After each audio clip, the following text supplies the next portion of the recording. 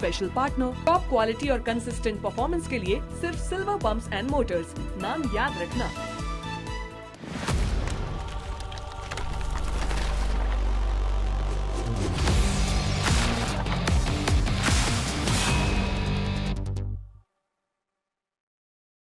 नमस्कार, खम्मागणी उदयपुर, झीलों की नगरी उदयपुर में आज हम मौजूद हैं और आज जो है ये तय होगा कि राजस्थान की सत्ता पर काबिज कौन होगा, क्योंकि कहा जाता है कि जिसने मेवाड़ को जीत लिया उसने राजस्थान को जीत लिया। और मैं हूं आपके साथ हिमाद्री शर्मा। आज जनप्रतिनिधियों से हम सवाल पूछेंगे राजस्थान के इस महासमर में और जनप्रतिनिधि उन सवालों का जवाब देंगे, क्योंकि आज बहस होगी बीच बाजार। मेरी सहयोगी भी मेरे साथ मौजूद हैं जो जनता के बीच से जनता के सवालों को जनप्रतिनिधियों तक पहुंचाएंगी। तो मैं आपके साथ खुशबू खान, और देखिए कि मरुधरा का महासमर सच के पूरी तरह से तैयार है। अब ऐसे में जो है आप देखिए कि तमाम सवालों के जवाब यहाँ मौजूद जो जनप्रतिनिधि हैं, जो पोडियम पर होंगे, उन्हें देना होगा और बताना होगा कि 5 साल में क्या हुआ क्या नहीं हुआ। भाई जनता भी बताएगी भाई आपकी बातों में कितनी हकीकत है। जब 25 तारीख को वोट डाले जाएंगे तो वोट की चोट भी देगी। अब ये किसको देगी तो खैर देखने वाली बात होगी, लेकिन बहस बीच बाजार की आज होगी, यानी कि आप देखिए कि तैयारी पूरी है। अब ऐसे में जो देखिए हिमाद्री, मैं आपसे चाहती हूँ आप जो हमारे जनप्रतिनिधि हैं वो यहाँ पर मौजूद है, उनको आप पोडियम पर बुलाएं और उनसे ओपनिंग कमेंट लें। जी बिल्कुल खुशबू, हमारे जनप्रतिनिधि हमारे साथ मौजूद हैं जो कि आज जनता के तीखे सवालों का जवाब देंगे। सबसे पहले मैं मंच पर बुलाना चाहूंगी रविंद्र जी श्रीमाली, शहर जिला अध्यक्ष है भारतीय जनता पार्टी के, और दूसरी तरफ से मैं बुलाना चाहूंगी कचरूलाल जी चौधरी, देहात जिला अध्यक्ष है कांग्रेस के। तो आप दोनों का बहुत बहुत स्वागत है हमारे इस खास कार्यक्रम बहस बीच बाजार में। और आप दोनों से ही आज सवाल पूछे जाएंगे, सवाल जनता के होंगे लेकिन जवाब आपको देने होंगे, और साथ ही आपके 5 सालों का जो रिपोर्ट कार्ड है वो आपको यहाँ पर खोल कर रखना होगा।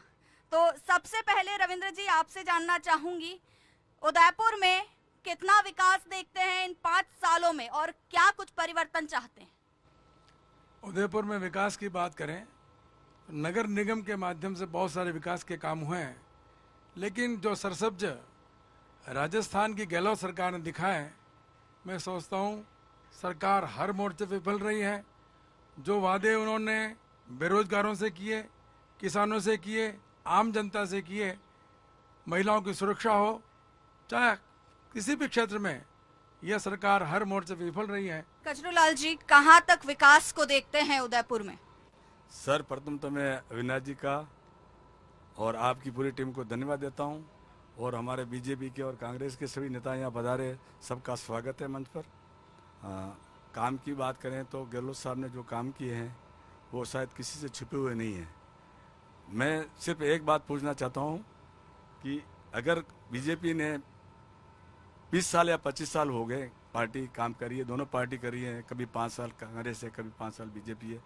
आप सज्जनगढ़ से जा करके ऊपर जा करके देखें, चाहे चित्तौड़ हो, चाहे बांसवाड़ा हो, चाहे डूंगरपुर हो, चाहे आपका कोटड़ा हो, कहीं पर भी एक डैम का कहीं काम करवाया हो तो आप मुझे बताएं। गहलोत साहब ने और हमारी सरकार ने खूब काम किए हैं, और आज हर घर में हमारी सरकार की योजनाएं पहुंच रही हैं।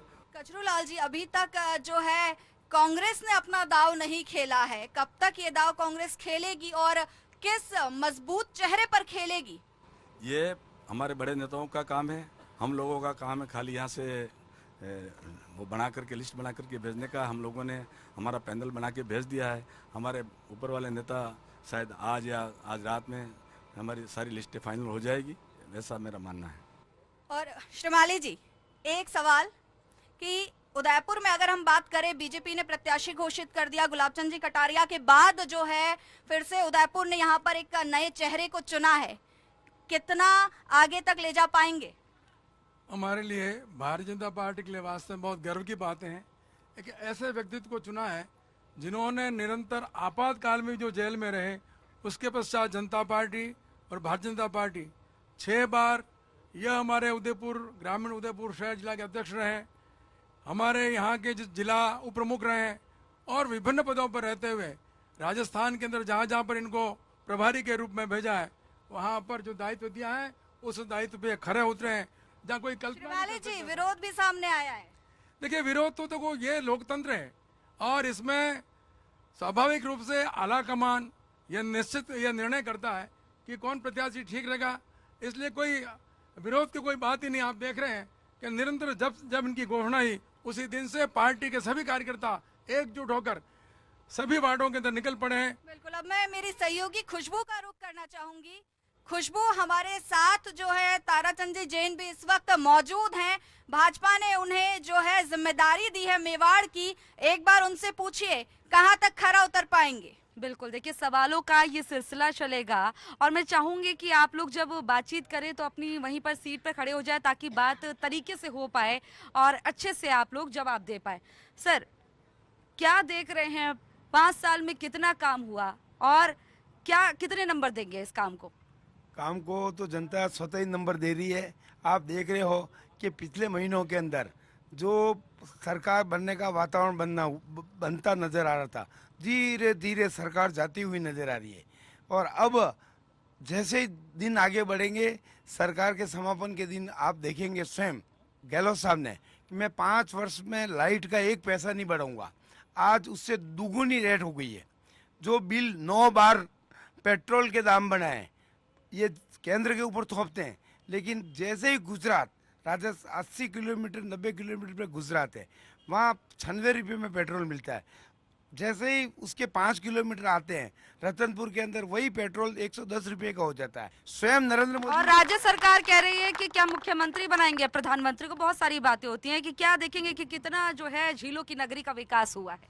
जिलों की नगरी में निश्चित रूप से यहाँ 6 बार से उदयपुर में भारतीय जनता पार्टी का नगर निगम बोर्ड है और जब से नगर निगम का बोर्ड माननीय गुलाब चंद जी कटेरा के नेतृत्व में यहाँ चल रहा है और अभी तक जो बना, जो पार्षद लोगों ने, जो मेयर लोगों ने, सभापति ने, चाहे वो रविंद्र जी श्रीमाली हो, चाहे वो अभी हमारे GS टांक साहब हो, युधिष्ठिर जी हो, रजनी जी डांगी हो, सब ने मिलकर जो विकास कार्य इस उदयपुर में कराए, वो देखते ही बनता है कि नया उदयपुर है।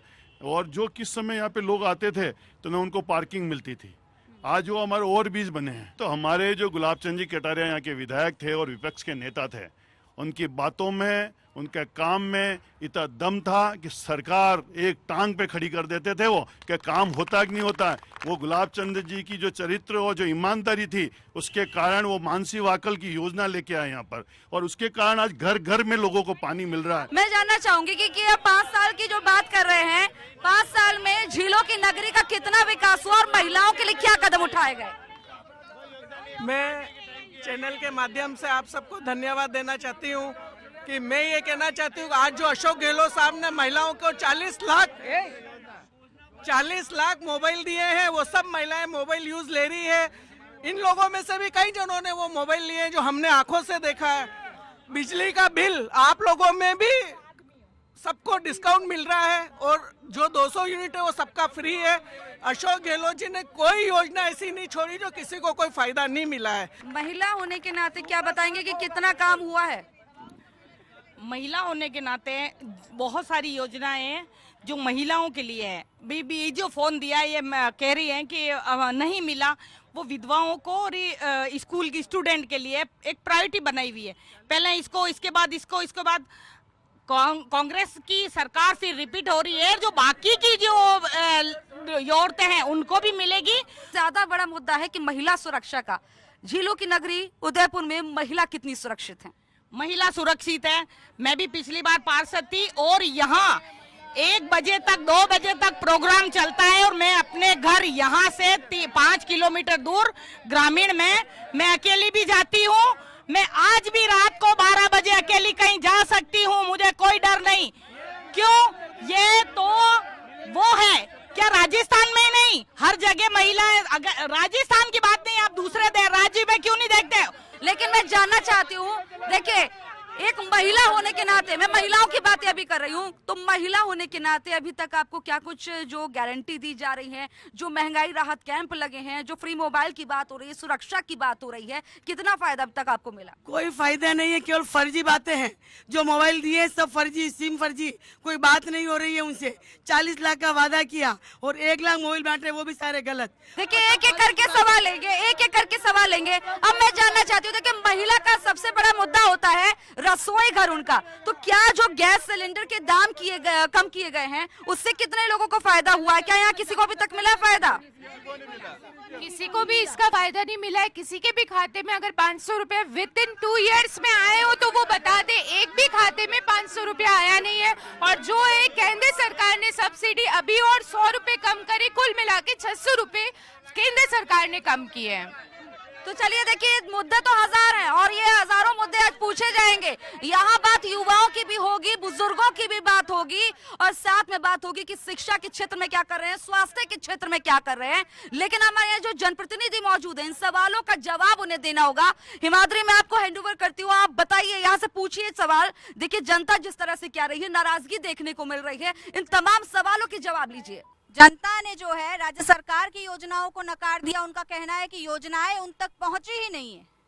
ये सब थोती बातें कर रहे हैं। जब तक आपको जब मालूम होगा कि इन्होंने जो उज्ज्वला के नाम से गैस बांटे थे, वो गैसों की टंकियां हमारे ट्राइबल एरिया के अंदर में घरों में ही पड़ी थी। सरकार ने अभी फर्स्ट फेज वो लिया है, जिनके पर वो गैस टंकियां भर नहीं सकते, उनके लिए ये योजना लागू की है। और वो आप ग्रामीण में जाकर के देखेंगे तो पता चलेगा कि जंगल भी आबाद हो रहे हैं, क्योंकि आज वो गैस टंकियां जो 500 रुपये में भर रहे हैं, उनको आज वास्तविक उसका लाभ मिल रहा है। तो ऐसे में क्यों नकार दिया जा रहा है योजनाओं को? कहा जा रहा है कि 2 साल का समय बीत चुका है, लेकिन जो है अभी तक उज्ज्वला योजना के जो पैसे हैं वो खातों में नहीं पहुंचे हैं। ये बिल्कुल गलत कह रहे हैं। हर महीने एकदम एक साथ डाल देते हैं वो, और एक महीने एक साथ में आपके खातों में से एंट्री ट्रांसफर हो रही है। रविंद्र जी, कितनी सच्चाई है? राज्य सरकार की योजनाएं उदयपुर तक पहुंच पाई हैं, नहीं पहुंच पाई हैं? महिलाओं का स्तर क्या है, महिलाओं की स्थिति क्या है? देखिए, जिस प्रकार की अगर पूरे इन 5 सालों का अगर अपन देख लें, तुलनात्मक अध्ययन करें, तो यह सरकार हर मोर्चे पे विफल रही है। महिला अत्याचार के बारे में विचार करें तो राजस्थान भारतवर्ष में पहले स्थान पर है। इससे राजस्थान वासियों का माथा शर्म से झुक जाता है। आज जो अत्याचार हुए हैं, महिला अपने आप को सुरक्षित नहीं समझ रही है।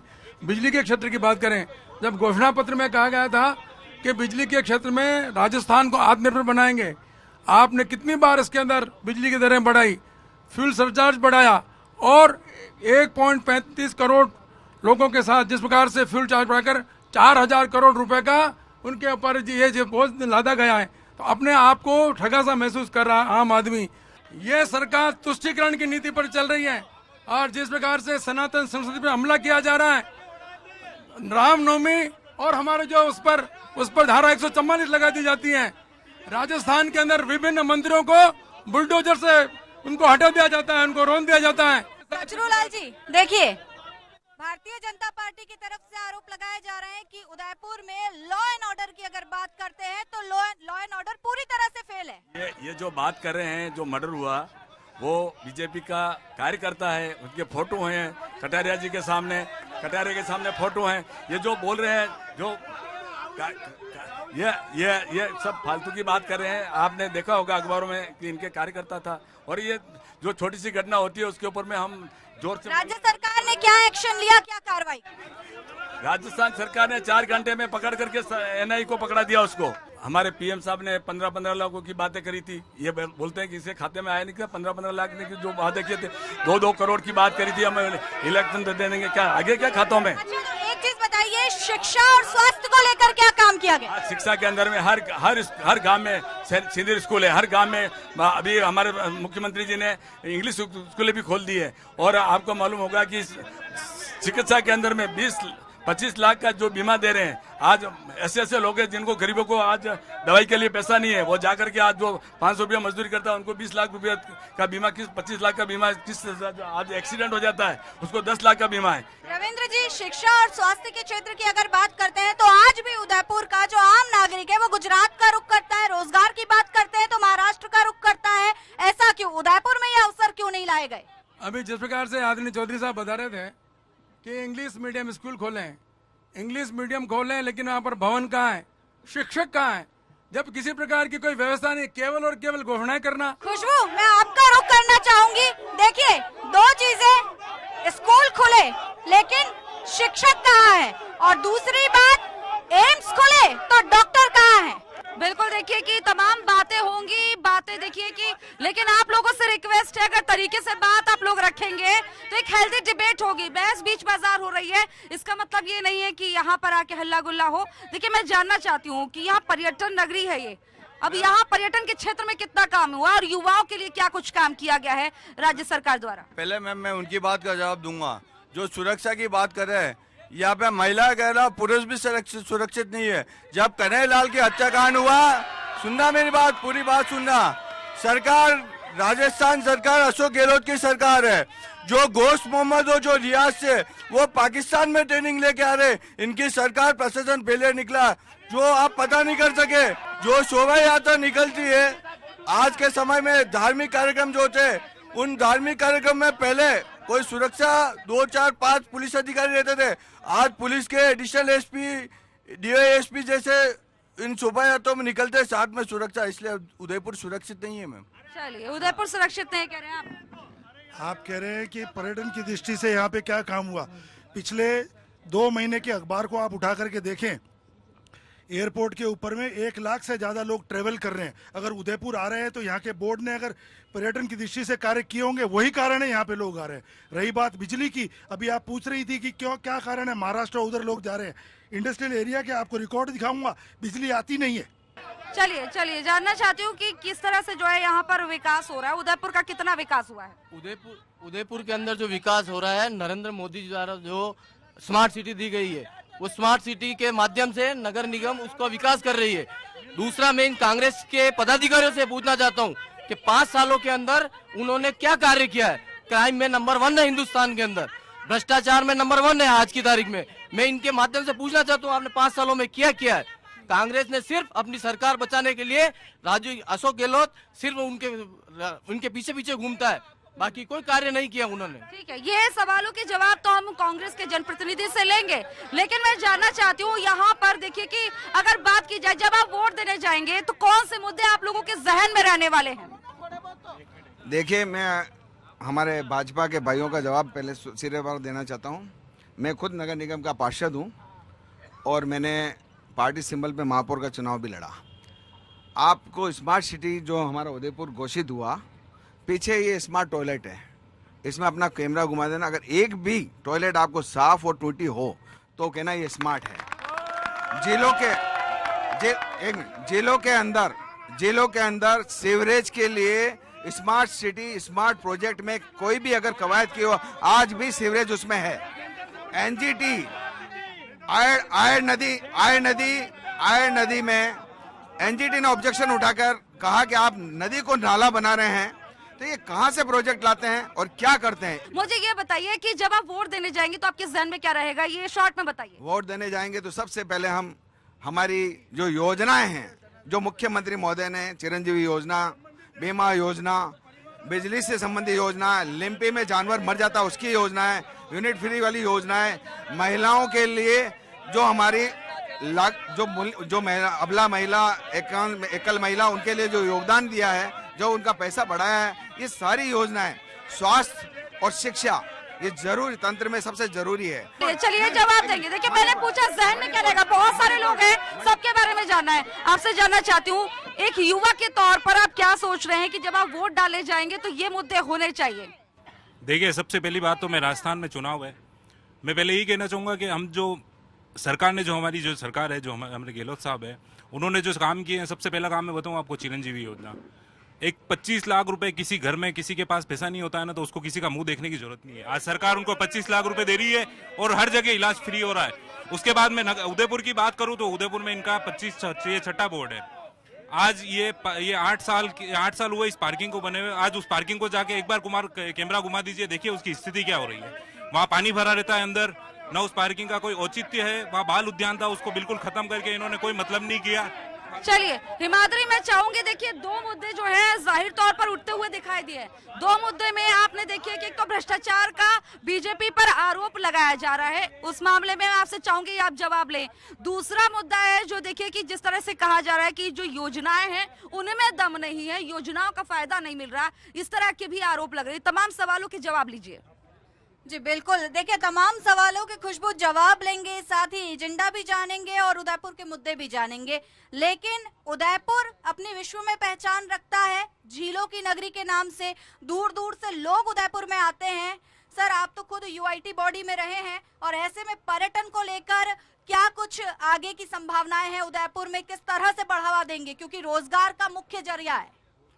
देखिए, वास्तव में उदयपुर की पहचान इसकी सुंदरता को लेकर है, झीलों को लेकर है, और जो इसका नैसर्गिक सौंदर्य, तो सारे विश्व के लोग लालायित रहते हैं शहर को देखने के लिए।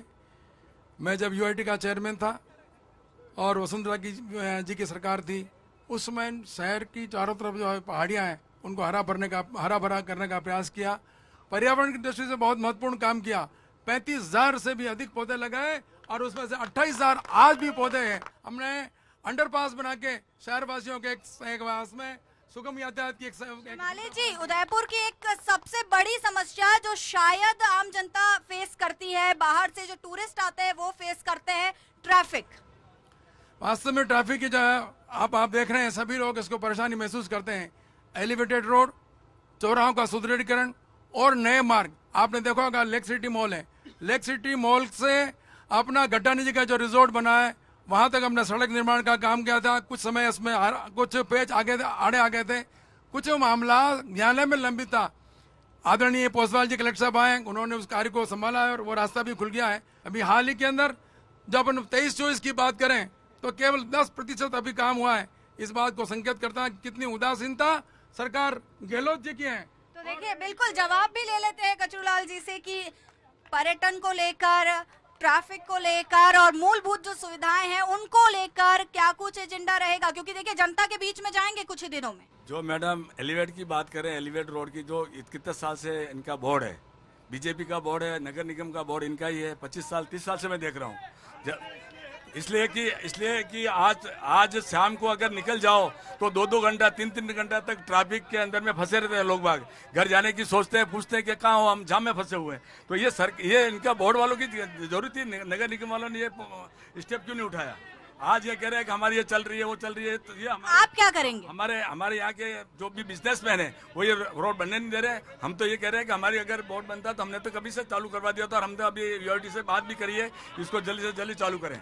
और पार्किंग का क्या मसला है? पार्किंग का तो ये अब नगर निगम वाले जानते हैं, हम तो देहात के लोग हैं, हम तो देहात में रहते हैं, हमारा देहात में के अंदर काम है। देहात के अंदर में जो भी समस्या होती है उसको हम हल करवाते हैं, इमीडिएट करवाते हैं, इसमें कहीं डाउट नहीं है। एक मेरा एक और सवाल रहेगा कि सबसे बड़ी बात शिक्षा को लेके आसपास के जो जिले हैं वहां से लोग उदयपुर का रुख करते हैं, और इसी सवाल पे हम ब्रेक के बाद फिर से लौटेंगे। और आज उदयपुर में मरुधरा का महासमर, बहस, बीच बाजार जारी है। फिलहाल वक्त हो चला एक छोटे से ब्रेक का, जल्द लौटेंगे।